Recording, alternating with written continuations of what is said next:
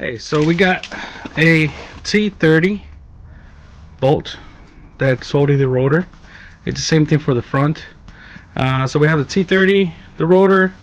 We got a 14 on the caliper, a 21 and a 21 on the caliper bracket, and over here we have a small plug that's holding the, well, it's covering the inside, brakes for the handbrake. So if the rotor doesn't come out easily, once you remove the bracket, and of course tap it a little bit, because there's usually some corrosion here. If you're struggling with it, make sure you loosen the brakes on the inside just with a small screwdriver, going the reversed, so the brakes can retract a little bit, and then you can free the rotor.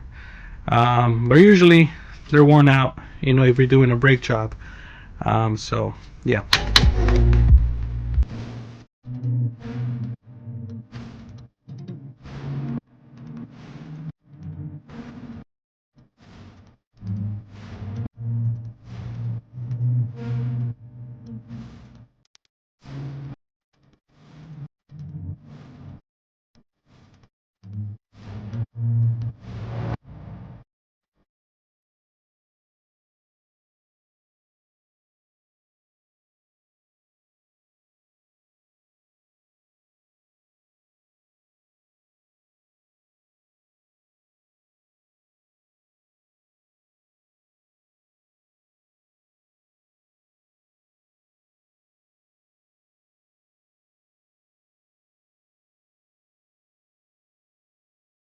Alright, so we're here. This is the front. It's going to be very similar to the rear brakes. The small bolt that's holding the rotor is a T30.